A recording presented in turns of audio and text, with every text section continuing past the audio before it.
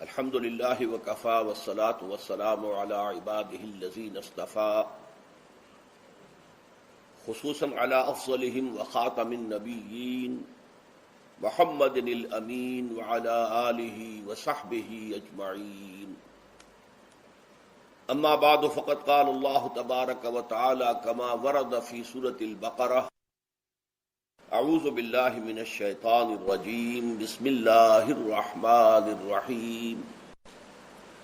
یا ایہا الذین آمنوا کتب علیکم الصیام کما کتب علی الذین من قبلکم لعلکم تتقون ایاما معدودات فمن کان منکم مریضا او علی سفر فعدۃ من ایام اخر وعلى الذين يطيقونه فدية طعام مسكين فمن تطوع خيرا فهو خير له وأن تصوموا خير لكم إن كنتم تعلمون.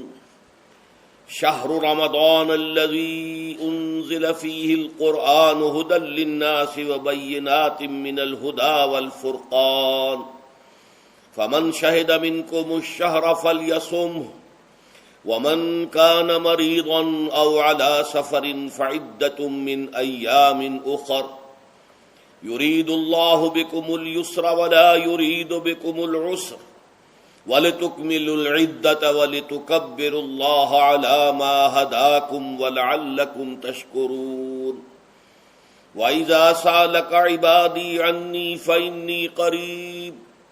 أجيب دعوة الداع إذا دعان فَلْيَسْتَجِيبُوا لِي وَلْيُؤْمِنُوا بِي لَعَلَّهُمْ يَرْشُدُونَ. أُحِلَّ لَكُمْ لَيْلَةَ الصِّيَامِ الرَّفَثُ إِلَى نِسَائِكُمْ هُنَّ لِبَاسٌ لَكُمْ وَأَنْتُمْ لِبَاسٌ لَهُنَّ عَلِمَ اللَّهُ أَنَّكُمْ كُنْتُمْ تَخْتَانُونَ أَنفُسَكُمْ فَتَابَ عَلَيْكُمْ وَعَفَا عَنْكُمْ فَالْآنَ بَاشِرُوهُنَّ وَابْتَغُوا مَا كَتَبَ اللَّهُ لَكُمْ وَكُلُوا وَاشْرَبُوا حَتَّى يَتَبَيَّنَ لَكُمُ الْخَيْطُ الْأَبْيَضُ مِنَ الْخَيْطِ الْأَسْوَدِ مِنَ الْفَجْرِ ثُمَّ أَتِمُّوا الصِّيَامَ إِلَى اللَّيْلِ وَلَا تُبَاشِرُوهُنَّ وَأَنْتُمْ عَاكِفُونَ فِي الْمَسَاجِدِ تِلْكَ حُدُودُ اللَّهِ فَلَا تَقْرَبُوهَا كَذَلِكَ يُبَيِّنُ اللَّهُ آيَاتِهِ لِلنَّاسِ لَعَلَّهُمْ يَتَّقُونَ. ولا تأكلوا أموالكم بينكم بالباطل وتدلوا بها إلى الحكام لتأكلوا فريقا من أموال الناس بالإثم وأنتم تعلمون. صدق الله العظيم. وعن سلمان الفارسي رضي الله تعالى عنه قال خطبنا رسول الله صلى الله عليه وسلم في آخر يوم من شعبان فقال یا ایھا الناس فقد اضلکم شہر عظیم شہر مبارک شہر فیہ لیلۃ خیر من الف شہر جعل اللہ صیامہ فریضۃ وقیام لیلہ تطوعا الی الآخر. رواہ البیہقی فی شعب الایمان. رب اشرح لی صدری ویسر لی امری واحلل عقدۃ من لسانی یفقہوا قولی. اللهم ربنا الہمنا رشدنا واعذنا من شرور انفسنا. اللهم ارنا الحق حقا وارزقنا اتباعه وارنا الباطل باطلا وارزقنا اجتنابه. آمین یا رب العالمین. میں نے ابھی آپ کو وہ 6 آیات پڑھ کر سنائی ہیں. ان پر سورہ بقرہ کا 23واں رکوع مشتمل ہے اور ایک اعتبار سے یہ پورے قرآن میں منفرد ہے کہ اس میں دین اسلام کے جو 5 ارکان ہیں آپ کو معلوم ہے، ان میں کلمہ شہادت ہے، نماز ہے، روزہ ہے، زکوٰۃ ہے، حج ہے. تو ان میں سے ایک رکن جو ہے صیام، روزہ، اس کے بارے میں اس کے جملہ احکام، ابتدائی احکام کیا تھے، تکمیلی احکام کیا تھے، پھر اس کی حکمتیں درجہ بدرجہ. روزہ محض روزہ ہوتا تو اس کی حکمت کیا تھی، مقصد کیا تھا، اور روزے کے ساتھ رمضان مبارک کا پروگرام قیام اللیل کو شامل کیا گیا تو اس کا مقصد کیا ہے، اس کا مطلوب کیا ہے، اس کا مقصود کیا ہے. یہ ساری چیزیں جو ہیں وہ ایک مقام پر آ گئی۔ نماز کے بارے میں آپ کو معلوم ہے کہ اس کا حکم تو بے شمار جگہ آیا ہے، لیکن احکام وضو کے حکم کہیں اور ہیں، نماز سفر کی اس کا حکم کہیں اور ہے، نماز خوف کا حکم کہیں اور ہے، تو مختلف معلوم ہوتا ہے کہ وہ اور اوقات جو ہے نماز کے وہ مختلف مقامات سے اخذ کیے گئے ہیں۔ کسی ایک جگہ پر تفصیل کے ساتھ 5 جو نماز کے اوقات ہیں وہ موجود نہیں ہیں، تو اس اعتبار سے وہ قرآن مجید کے اندر وہ معاملہ جو ہے منتشر ہے۔ اسی طرح زکوٰۃ کا معاملہ ہے کہ زکوٰۃ کا حکم تو بے شمار مرتبہ آیا ہے، اس کے احکام قرآن میں نہیں ہیں۔ اس کا نصاب کیا ہے، کس کے ذمے زکوٰۃ واجب ہے، اس کا پھر اس کی کیا ریشو ہے، کیا نسبت ہے، کیا مقدار ہے، کہیں نہیں، یہ احادیث سے۔ حج کا معاملہ ہے تو وہ بھی کم سے کم 2 مقامات پر، بلکہ اس سے زائد مقامات پر آپ کو اس کا ذکر ملے گا۔ مکی صورتوں میں بھی ہے سورہ حج، اس میں 2 رکوع مسلسل ہیں، پھر مدنی صورتوں میں سے سورہ بقرہ، اس کے بعد جو ہے 23ویں رکوع کے بعد 24 اور 25واں رکوع پورا جو ہے وہ حج کے مناسک پر مشتمل ہے۔ اس سے کچھ پہلے جو ہے وہ سعی بین الصفا والمروہ جو ہے اس کا ذکر 20ویں رکوع کے آخر میں آ چکا ہے۔ حج کی فرضیت کا حکم جو ہے وہ سورہ آل عمران میں ہے۔ لیکن یہ کہ یہ صوم کی عبادت جو ہے، جو کہ خود ایک رکن ہے اسلام کا، اس کے معاملے میں یہ 6 آیات اتنی جامع ہیں کہ اگر ان کو انسان سمجھ لے تو کل معلومات جو ہے صوم کے بارے میں جو مطلوب ہیں وہ اس کو حاصل ہو جائیں گے، اس کے احکام بھی، اس کی حکمتیں بھی۔ تو اسی حوالے سے آج ان پر گفتگو ہوگی، لیکن درس کے انداز میں نہیں، بلکہ میری اپنی گفتگو کے دوران ان آیات کا حوالہ آئے گا، تو میں چاہوں گا کہ آپ اس وقت بھی اپنی نگاہیں جو ہے اس کے ٹیکسٹ کے اوپر مرکوز کریں، تاکہ آپ کے ذہن میں جو ہے یہ مضامین آیات کے الفاظ کے ساتھ ایسوسیشن قائم کر کے محفوظ ہو جائیں۔ اچھا، اس کے علاوہ پھر میں نے وہ خطبہ پڑھا ہے، بلکہ اس کا ابتدائی کلمات صرف پڑھے ہیں، جس کے بارے میں حضرت سلمان فارسی رضی اللہ تعالیٰ عنہ نے یہ بیان کیا کہ حضور نے ہمیں یہ خطبہ ارشاد فرمایا شعبان کے آخری دن۔ تو یہ گویا کہ اس مناسبت سے آج ہمارا اس خطبے کو پڑھنا جو ہے بہت ہی موزوں ہے، اس لیے کہ یہ خطبہ جو ہے آج، جیسا کہ میں نے عرض کیا، ہو سکتا ہے بلکہ غالب امکان اسی کا ہے کہ آج شعبان کا آخری دن ہے، تو گویا کہ ہم حضور کے نقش قدم کی پیروی کرتے ہوئے، آپ کی سنت پر عمل کرتے ہوئے ہم اس وقت اس خطبے کو پڑھیں گے۔ یہ خطبہ جو ہے اس کا مکمل ترجمہ جو تازہ ایشو ہے ندائے خلافت کا، اس میں سرورق پر درج کر دیا گیا نمایاں طور پر۔ پھر ہم نے ایک 4 ورقے کی حیثیت سے کتابچے کی شکل میں بھی اس کو شائع کیا ہے، بدقسمتی سے اس کا اہتمام نہیں ہو سکا کہ وہ یہاں سب کے لیے پیش کیا جاتا، لیکن یہ کہ کچھ نہ کچھ نسخے اس کے یہاں آئے ہیں، اس میں بھی یہ پورا خطبہ درج ہے۔ پھر ایک ناشر نے جن کا تعلق کسی تنظیم اسلامی کے ساتھ ہے، اس کو خوبصورت انداز میں شائع کیا ہے 4 ورقے کو، لیکن اس کی انہوں نے قیمت رکھی ہے کہ اس کے 10 نسخے 10 روپے میں آپ کو مل جائیں گے، تاکہ آپ زیادہ سے زیادہ لیں اور تاکہ لوگوں میں تقسیم کریں، تاکہ وہ ذہنی تیاری جو ہے، ذہنی اور قلبی اور روحانی، رمضان مبارک کی برکات سے صحیح طور پر مستفید ہونے کے لیے اس میں آپ کے دوست، اعزاء و قریب رشتہ دار بھی شریک ہو سکیں۔ میں سب سے پہلے اب آغاز کر رہا ہوں اسی خطبے کے ان الفاظ سے کہ جو یہاں پر درج ہیں، آپ بھی اس کی متن پر نگاہ رکھیے۔ ان سلمان الفارسی رضی اللہ عنہ، حضرت سلمان فارسی رضی اللہ تعالی عنہ سے یہ روایت ہے۔ حضرت سلمان آپ کو معلوم ہے کہ ایران میں پیدا ہوئے، اور ان کے والد جو ہیں وہ آتش کدے کے بڑے ذمہ دار آدمی تھے، لیکن ان کو نفرت پیدا ہوئی کہ یہ آگ ہم خود جلاتے ہیں، ایندھن اس میں نہ ڈالیں تو بجھ جاتی ہے، ہم کیسے اس کے سامنے ہاتھ جوڑ کر کھڑے ہو جائیں اور اس سے دعائیں مانگیں۔ بہرحال اس بنا پر جو بھی چپکلش ہوئی، تو جیسے حضرت ابراہیم علیہ السلام کو ان کے والد نے گھر سے نکال دیا تھا، انہیں بھی گھر سے نکلنا پڑا۔ جیسے حضرت ابراہیم نے پھر ہجرت کی تھی اور وہ عراق سے جو ہے شام کی طرف منتقل ہوئے تھے، تو یہ ایران سے شام کی طرف منتقل ہوئے، وہاں جا کر انہوں نے عیسائیت کا مذہب اختیار کیا، راہبوں کے پاس رہے۔ آخری راہب جس کے پاس تھے زیر تربیت اور تعلیم تھے، تو جب اس کے انتقال کا وقت آیا تو انہوں نے کہا کہ مجھے تو ابھی تشفی نہیں ہوئی پورے طور سے، آپ نے بہت کچھ سکھایا ہے، بہت کچھ سمجھایا ہے، اور میں نے آپ سے بہت کچھ فیض حاصل کیا ہے، لیکن ابھی تو مجھے تشفی نہیں ہوئی، اب آپ کا انتقال ہو رہا ہے، میں آپ کے بعد کس کے پاس جاؤں؟ تب اس نے کہا کہ میرا علم مجھے بتاتا ہے کہ نبی آخر الزمان کا ظہور اب قریب ہے، اور وہ جنوب میں کھجوروں کی سرزمین میں ہوگا، تو تم جاؤ، ٹرائی یور لک، جاؤ دیکھو شاید قسمت تمہیں ان کے قدموں میں پہنچا دے۔ تو وہ وہاں سے روانہ ہوئے ایک قافلے کے ساتھ، قافلے پر ڈاکوؤں نے حملہ کیا، انہیں پکڑ کر غلام بنا لیا، غلام بنا کر بیچ دیا۔ لیکن یہ دیکھیے قسمت ان کی کہ مدینے کے ایک یہودی نے خرید لیا، اب مدینے پہنچ گئے۔ اب وہاں خبریں انہیں مل رہی ہیں کہ مکے میں کسی صاحب نے دعویٰ کیا ہے نبوت کا، لیکن ان کے پاؤں میں تو غلامی کی بیڑیاں، یہ مکے تو نہیں جا سکتے۔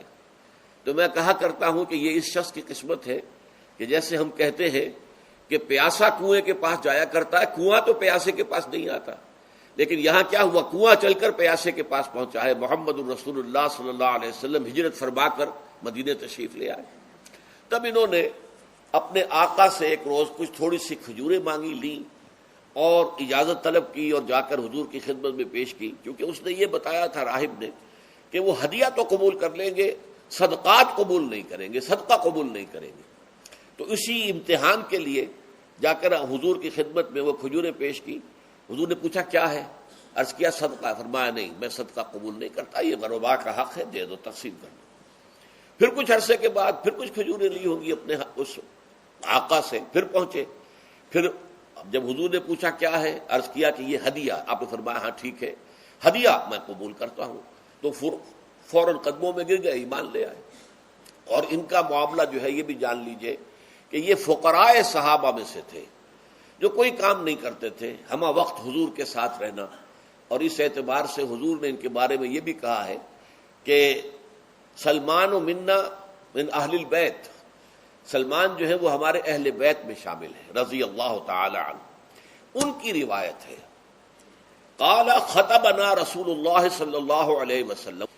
تو وہ فرماتے ہیں کہ ہمیں خطبہ ارشاد فرمایا نبی اکرم صلی اللہ علیہ وسلم نے شعبان کے آخری دن، فقال، اور فرمایا یا ایھا الناس، اے لوگو، قد اظلکم شہر عظیم، تم پر ایک عظمتوں والا مہینہ سایہ فگن ہو گیا ہے۔ ظل کہتے ہیں سائے کو، اظلکم تم پر سایہ فگن ہو گیا ہے، ایک بہت عظمتوں والا مہینہ۔ اب دیکھیں یہ وہی ہے بات جو انگریزی کے محاورے میں ہے کہ coming events cast their shadows before, آنے والے واقعات کا ایک سایہ سا پہلے سے پڑ جاتا ہے۔ تو ابھی مہینہ شروع نہیں ہوا رمضان مبارک کا، لیکن وہ آیا چاہتا ہے، تو گویا کہ اس کا ایک سایہ پہلے آ گیا ہے، جس کو حضور فرما رہے ہیں کہ تم پر سایہ کر لیا ہے ایک ایسے مہینے میں کہ جو بہت عظمتوں والا ہے۔ شہر مبارک، وہ مہینہ بہت برکتوں والا ہے۔ شہر فیہ لیلۃ خیر من الف شہر، یہ وہ مہینہ ہے کہ جس میں ایک رات وہ بھی ہے کہ جو 1000 مہینوں سے افضل ہے۔ اور یہ ظاہر بات ہے قرآن مجید کی صورت ہے مکمل، انا انزلناہ فی لیلۃ القدر وما ادراک ما لیلۃ القدر لیلۃ القدر خیر من الف شہر، اس کی طرف اشارہ ہے۔ اب اس کے بعد جو جملہ ہے جعل اللہ صیامہ فریضۃ، اللہ نے اس مہینے کا روزہ رکھنا فرض قرار دے دیا ہے۔ وقیام اللیل، ایک تو قیام اللیل کے لفظ پر غور کیجیے، اور اس کی راتوں کے دوران کھڑے رہنے کو تطوعاً، آزاد مرضی پر چھوڑ دیا ہے۔ تو گویا کہ اس رمضان مبارک کے 2 پروگرام ہیں، ایک پروگرام دن سے متعلق ہے وہ ہے روزہ، اور ایک قیام رات سے متعلق ہے اور وہ ہے قیام اللیل۔ دن کا پروگرام فرض ہے، رات کا پروگرام فرض نہیں ہے، لیکن ایک طرح کی تشویق اور ترغیب، اس کے لیے جو ہے تحریص، یہ موجود ہے۔ ورنہ تو یہ ہے کہ ہر رات جو ہے اس میں تہجد آپ پڑھیں، رات کو کھڑے رہے، وہ اللہ تعالیٰ کو بہت پسندیدہ ہے۔ تہجد حضور کے لیے تو فرض کے درجے میں رہی ہے، لیکن عام مسلمانوں پر فرض نہیں ہے۔ البتہ جو کوئی کر سکے ان کے لیے یقیناً بہت اعلیٰ مراتب ہے، بہت اونچے درجات ہیں، تو وہ تو کسی بھی شب میں پورے سال آپ کریں، لیکن اس کے لیے خاص طور پر چونکہ اہتمام کیا گیا، لہذا جعلہ کا جو فعل ہے اس کے مفعول میں جہاں یہ شامل ہے، نمبر 1 جعل اللہ صیامہ فریضۃ، روزہ رکھنا فرض قرار دے دیا، اور اس کی راتوں کو کھڑے رہنا یہ تمہاری مرضی پر چھوڑ دیا، اسے فرض نہیں کیا ہے۔ بس اس تمہید کے بعد اب میں شروع کروں گا استقبال رمضان کے ضمن میں روزے کی حکمتیں کیا ہیں، اس کے احکام کیا ہیں۔ نمبر 1 شریعت محمدی میں روزے کی تدریجی فرضیت، یہ جو تمہیدی مضمون ہے اس ضمن میں وہ بہت اہم ہے۔ پہلی بات یہ جان لیجئے کہ اہل عرب جو ہیں، قریش بھی، اہل مکہ اور قریش کے تابع بقیہ تمام بنی اسماعیل بھی، اور ان کے تابع جو بھی عرب میں دوسرے قبیلوں کے لوگ تھے کہ جو عربی تھے اور مشرک تھے، وہ سب اس کے اندر مراد ہیں۔ تو فرمایا گیا کہ ان لوگوں میں روزے کی عبادت معروف نہیں تھی۔ یا تو یہ ہے کہ حضرت ابراہیم علیہ السلام کے زمانے میں روزے کی عبادت تھی ہی نہیں، کیونکہ یہ لوگ اپنے قول کے مطابق ملت ابراہیم پر تھے، لیکن یہ ہے کہ بہرحال روزے کی عبادت سے ناآشنا تھے۔ کیا وجہ ہے یہ ہم نہیں جانتے۔ آپ کو معلوم ہے نماز سے وہ واقف تھے، اگرچہ اس کا حلیہ انہوں نے بگاڑ دیا تھا، تالیاں بجاتے تھے، سیٹیاں بجاتے تھے یہ، لیکن نماز کہتے تھے اسے نماز۔ طواف سے وہ واقف تھے، اگرچہ اس کے ضمن میں اتنی گھناؤنی حرکت بھی کی تھی کہ مرد اور عورتیں وہ بالکل برہنہ ہو کر طواف کرتے تھے، تو اسے بہت فضیلت والی بات سمجھتے تھے، بہت خدا رسیدگی کی بات سمجھتے تھے کہ کامل برہنہ ہو کر طواف کیا جائے، لیکن بہرحال طواف تھا۔ اسی طرح قیام عرفہ، قیام منی یہ بھی موجود تھے۔ تو حج کے بھی بہت سے ارکان جو ہیں وہ ان کے ہاں معروف تھے، اور ویسے خیرات و صدقات، چاہے زکوٰۃ ایک خاص نظام کے تحت نہیں تھی، لیکن زکوٰۃ و صدقات، بھوکوں کو کھانا کھلانا، یہ ان کے ہاں اعلیٰ اقدار میں یہ چیزیں شامل تھیں، اخلاقیات کے اونچے مقامات میں۔ کہ صوم کا ان کے ہاں قطعاً کوئی ذکر نہیں تھا، روزے کی عبادت جو ہے ان کے ہاں بالکل نہیں تھی۔ البتہ صوم کا لفظ موجود تھا، یہ لفظ وہ استعمال کرتے تھے اپنے گھوڑوں کے لیے، روزہ رکھواتے تھے گھوڑوں کو۔ اس کا پس منظر یہ ہے کہ ان کے ہاں آپ کو معلوم ہے کہ لڑائی، دنگا فساد، جنگ، اور یہ کہ غارت گری کرنا، لوٹ مار کرنا، یہ تمام ان عرب قبائل کا پیشہ تھا، اصل پیشہ یہی تھا۔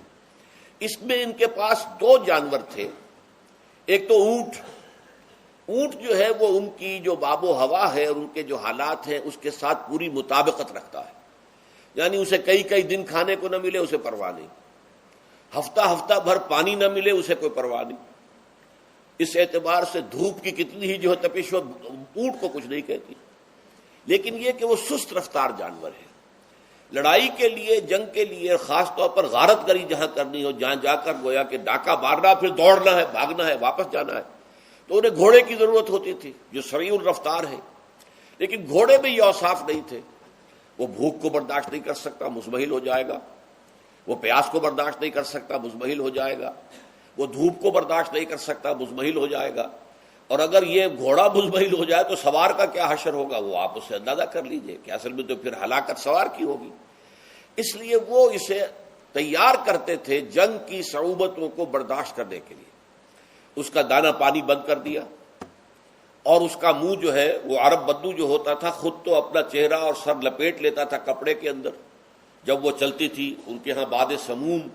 تیز آگ جیسی ہوا جو ہے جس کے اندر ریت کے ذرات بھی ایسے ہوتے تھے گویا کہ کسی بھاڑ کی جو ہے اس کے اندر کی ریت جو ہے وہ چلی آ رہی ہے، تو گھوڑے کا رخ ادھر کر کے کھڑے کر دیتے تھے اس کو، خود اپنے منہ پر ڈاٹا واٹا باندھا ہوا اپنی حفاظت کے لیے، تاکہ اس کے اندر دھوپ کی سختی برداشت کرنے کی عادت پیدا ہو جائے، پیاس کی برداشت کرنے کی عادت پیدا ہو جائے، بھوک کو برداشت کرنے کی۔ اس کو کہتے تھے صوم۔ صوم کے لفظی معنی رک جانا۔ اب یہ کھانے پینے سے رکا ہوا ہے، اور یہ دھوپ کی سختیاں برداشت کرنے کے لیے دھوپ کے اندر، اور وہ جو آتی تھی وہاں پہ باد سموم، اس کے اندر بھی اس کا سامنا کرنے کے لیے تیار ہے۔ تو یہ پس منظر ہے روزے کا لغوی اعتبار سے، اور یہ کہ اہل عرب جو ہے پرانے وہ اس عبادت سے ناواقف تھے، لہٰذا ہمیں پورے مکی قرآن میں اس کا کہیں ذکر نہیں ملتا۔ البتہ مدینے میں جب حضور تشریف لائے اور صحابہ کرام ہجرت کے بعد، تو یہاں آپ نے دیکھا کہ یہودی جو ہے وہ روزہ رکھتے ہیں یوم عاشورہ کا، 10 محرم کا۔ تو حضور نے دریافت کیا کہ یہ تم 10 محرم کو روزہ کیوں رکھتے ہو؟ تو انہوں نے کہا کہ یہ دن ہماری نجات کا دن ہے۔ 10 محرم کو اللہ تعالیٰ نے فرعون کو غرق کیا تھا اور ہمیں نجات دی تھی اس کے ظلم و ستم سے، تو شکرانے کے طور پر ہم روزہ رکھتے ہیں۔ تو حضور نے فرمایا کہ موسیٰ کے تو پھر ہم تم سے زیادہ حقدار ہیں، ہم موسیٰ کو مانتے ہیں علیہ الصلاۃ والسلام، ان کی عزت کرتے ہیں، قدر کرتے ہیں، تو ہم بھی روزہ رکھیں گے۔ تو آپ نے صحابہ کو حکم دیا کہ عاشورہ کا روزہ رکھا کرو۔ پھر کچھ عرصے کے بعد اللہ تعالیٰ کی طرف سے حکم آ گیا، اور یہ حکم جو ہے اس رکوع کی پہلی آیت کے اندر ہے، یا ایھا الذین آمنوا کتب علیکم الصیام کما کتب علی الذین من قبلکم لعلکم تتقون۔ لیکن جیسا کہ میں بعد میں بتاؤں گا، یہ حکم صوم رمضان کا نہیں ہے، بلکہ یہ کہ اللہ کے حکم سے پہلے 3 دن کے روزے فرض کیے گئے۔ ہر مہینے کی 13ویں، 14ویں اور 15ویں تاریخ کو روزہ رکھو۔ اس میں بڑی حکمت تھی، چونکہ یہ عرب عادی نہیں تھے روزے کے، تو انہیں تدریجاً خو کر کرنا تھا۔ ظاہر بات ہے کہ 30 دن جو ہے وہ تو ایک بڑی مدت ہے، اور ظاہر بات ہے کہ مئی کا مہینہ بھی آ جائے گا، اس میں جون بھی آئے گا، جولائی بھی آئے گا، قیامت خیز مہینے آ جائیں گے، تو بڑی ہمت جواب دے جائے گی۔ تو پہلے روزہ ہر مہینے 3 روزے رکھنے کی ان کو مشق کرائی جائے تاکہ یہ عادی ہو۔ یہ 3 روزے اگر مئی میں بھی آ گئے، جون میں بھی آ گئے، تب بھی ٹھیک ہے، اس کو انسان 3 دن کی تو مشقت برداشت کر سکتا ہے۔ تو پہلے یہ کیا گیا، لیکن اس کے ضمن میں یہ حکم دے دیا گیا، اس کو کہتے ہیں وجوب علی التخییر، یہ اختیار دے دیا گیا کہ یہ 3 روزے تم پر واجب کیے جا رہے ہیں، لیکن یہ کہ اگر تم یہ روزے نہ رکھو تو تم فدیہ دے سکتے ہو، 1 مسکین کو کھانا کھلانا صبح و شام۔ یہ ہے وجوب علی التخییر۔ دوسری رعایت یہ دی گئی کہ اگر کوئی شخص ان 3 تاریخوں میں بیمار ہو یا سفر پر ہو تو وہ تعداد دوسرے دنوں میں پوری کر لے۔ یہ ہے گویا کہ سب سے پہلا حکم جو دیا گیا ہے، اور اس کے ضمن میں اب میں چاہتا ہوں کہ آیت نمبر 2 آپ اچھی طرح پڑھ لیں، اپنا سامنے رکھیے اور اس کے حوالے سے یہ بات سمجھ لیجیے۔ ایام معدودات، یہ دن ہیں چند گنتی کے۔ مجھے حیرت ہوتی ہے کہ جدید جو مفسرین ہیں جنہوں نے اردو میں ترجمے کیے ہیں، تفسیریں کی ہیں، ان سب کے نگاہوں سے یہ بات اوجھل رہی کہ یہ در حقیقت رمضان کے روزے کا ذکر نہیں ہے، بلکہ اس ابتدائی حکم سے متعلق ہے کہ جو ہر مہینے میں 3 دن کے روزے رکھنے کا حضور نے دیا تھا۔ لیکن یہ کہ میرا اپنا ذاتی واقعہ یہ ہے زندگی کا، اور یہ اہم واقعات میں سے ہے، میں جب میڈیکل کالج میں پڑھتا تھا،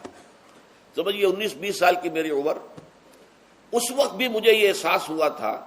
کہ یہ جو 2 آیات آئی ہیں یہاں ایک دوسرے کے تقابل میں، یہ بیک وقت نازل نہیں ہو سکتی، ان میں وقفہ ہوگا، اور یقیناً پہلا حکم کسی اور پس منظر میں ہے، دوسرا حکم جو بعد میں ہم دیکھیں گے وہ کسی اور پس منظر میں ہے۔ تو میری رائے یہ تھی، اور میں اس پر قائم بھی تھا، بیان بھی کرتا تھا، لیکن ڈرتا تھا، اس لیے کہ اس وقت تک جتنی تفسیریں میں نے دیکھی تھی، ترجمے دیکھے تھے، ان میں سے کسی نے یہ بات کہی نہیں تھی۔ تو ایک آدمی اپنی رائے کے اوپر اتنی بڑی بات کہہ دے تو میں ڈرتا رہتا تھا، لیکن کہتا تھا کہ میری رائے یہی ہے۔ پھر اتفاق سے جماعت اسلامی ہند کا ترجمان ہوتا تھا ماہنامہ زندگی، عروج احمد قادری صاحب اس کے مدیر تھے۔ وہ جو ایک پرچہ آیا اس میں انہوں نے تنقید کی تھی مولانا سید انور شاہ بخاری رحمۃ اللہ علیہ پر، کہ ان کشمیری رحمۃ اللہ علیہ سے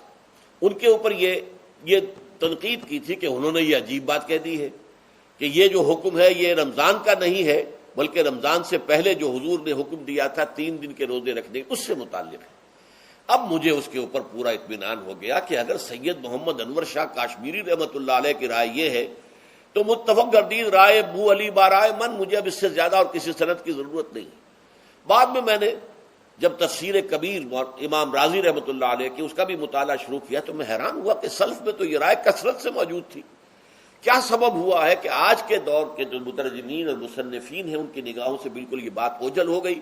اس معاملے کو میں حل آج تک نہیں کر سکا، لیکن اب میں پورے تیقن سے آپ سے کہہ رہا ہوں کہ یہ جو پہلی 2 آیتیں ہیں ان کا تعلق صوم رمضان سے نہیں ہے، بلکہ ان کا تعلق ہے وہ 3 دن کے۔ اس کی سب سے بڑی دلیل اس کے اندر موجود ہے، ایام معدودات، گنتی کے چند دن۔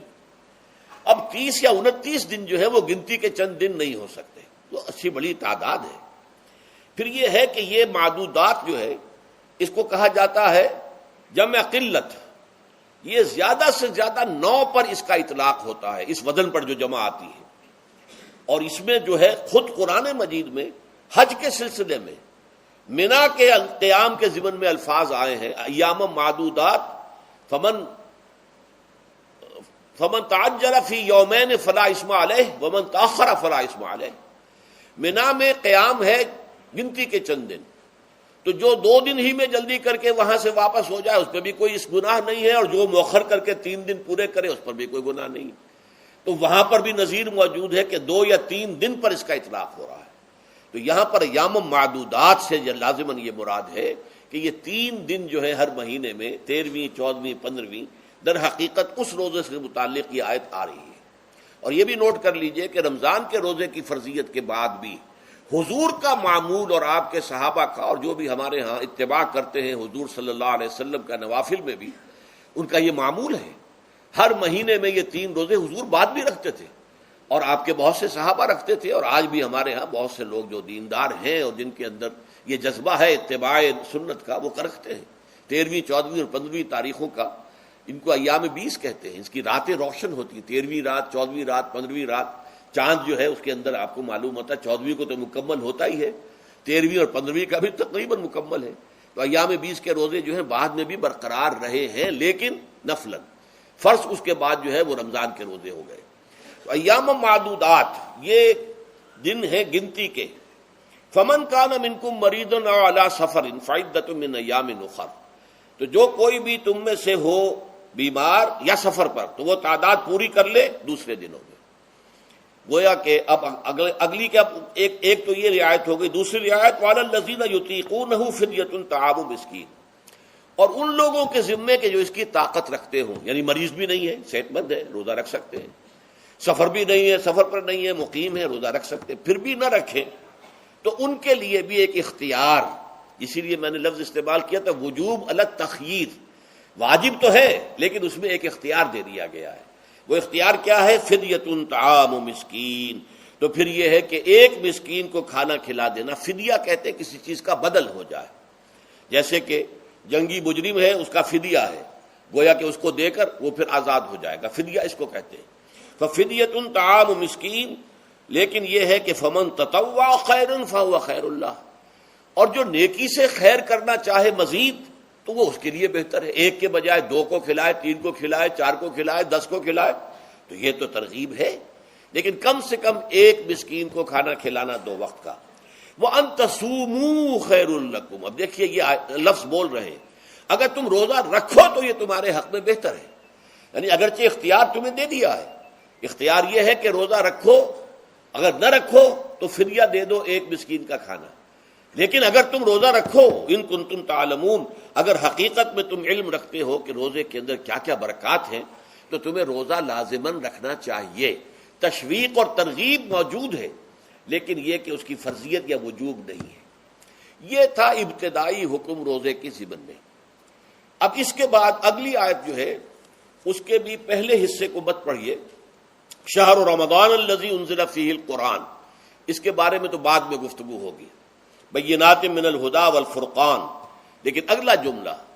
فمن شہد منکم الشہر فلیصم، اب یہ رمضان کے روزے کی فرضیت کا حکم آیا ہے۔ رمضان کا مہینہ وہ ہے جس میں قرآن نازل کیا گیا، اس کے بارے میں جیسا کہ میں نے عرض کیا پھر بعد میں عرض کروں گا، لیکن جو شخص بھی تم میں سے موجود ہو اس مہینے میں، اپنے گھر میں موجود ہے، اپنے شہر میں موجود ہے، سفر پر نہیں ہے، یا یہ ہے کہ جو شخص بھی اس مہینے کو پائے، اس کی زندگی میں یہ مہینہ آ جائے، یہ برکتوں کا ایک موقع اسے مزید حاصل ہو جائے، فلیصم، یہ امر کا صیغہ ہے، یہ وجوب ہے مطلقاً۔ اب اس میں جو 2 رعایتیں پہلے دی گئی تھی ان میں سے ایک کو برقرار رکھا، وَمَنْ كَانَ مَرِيضًا أَوْ عَلَى سَفَرٍ فَعِدَّةٌ مِّنْ أَيَّامٍ أُخَرَ، یہی وہ الفاظ ہیں جن کی بنا پر میرا گمان اس وقت بھی یہ تھا کہ یہ 2 بیک وقت نازل نہیں ہو سکتی آیات، یہ جو تکرار ہے بے معنی تکرار ہو جائے گی پھر اگر ایک ہی وقت میں نازل ہو رہی ہو، اور قرآن مجید کی فصاحت اور بلاغت سے یہ چیز بعید ہے کہ وہاں پر اس طرح کی تکرار بلا سبب ہو رہی ہو۔ قرآن میں اور بہت سی آیات ہیں جن میں کہ آپ کو معلوم ہے کہ پورا رکوع ہے سورہ مزمل کا، جس میں قیام اللیل کا حکم ہے، پھر اسی کے آخر میں وہ آیت شامل کر دی گئی ہے جو کم سے کم 1 سال بعد نازل ہوئی ہے، جس میں کہ رات کے قیام کا وجوب ختم کر دیا گیا، اور صرف یہ کہ جتنا بھی تم سے ممکن ہو سکا کرو، ضروری نہیں ہے کہ 1/3 شب ہو، آدھی ہو، 2/3 ہو، جتنا بھی ممکن ہو قرآن پڑھا کرو رات کو، گویا کہ وہ فرضیت جو تھی قیام اللیل کی وہ ختم ہو گئی۔ تو اس حوالے سے وہ جو ناسخ ہے، منسوخ کرنے والی آیت بھی اس کے ساتھ ہی رکھ دی گئی ہے، تاکہ وہ جو اصل حکم تھا وہ بھی برقرار سامنے رہے، اور جس نے آ کر اسے منسوخ کیا وہ بھی برقرار رہے اور سامنے رہے۔ اسی طرح یہاں پر بھی یہ حکم آیا، کتنے عرصے کے بعد آیا یہ مجھے معلوم نہیں، لیکن یہ کچھ عرصے کے بعد آیا ہے کہ رمضان کا مہینہ وہ ہے کہ جس میں قرآن نازل کیا گیا ہے. اب جو شخص بھی اس مہینے کو پائے اس پر لازم ہے کہ اس کے روزے رکھے. ہاں من کان مریضا او علی سفر، جو شخص ہو مریض، بیمار ہو یا سفر پر ہو، فعدۃ من ایام اخر، تو وہ تعداد پوری کر لے دوسرے دنوں میں. یرید اللہ بکم اليسر ولا یرید بکم العسر، اللہ تمہارے ساتھ آسانی چاہتا ہے، سختی نہیں چاہتا. یہ اصل میں کیوں کہا ہے اس کی وجہ سمجھ لیجئے. آج بھی آپ کو اپنے ہاں ایسے لوگ مل جائیں گے جن کا تقویٰ کا تصور اتنا غلط ہو گیا ہے کہ 104 درجے کا بخار ہے، روزہ چھوڑنے کو تیار نہیں. بھلے آدمیوں، اللہ نے تمہیں ایک رخصت دی ہوئی ہے تو خام خواہ اپنے اوپر یہ شدت کیوں لے رہے؟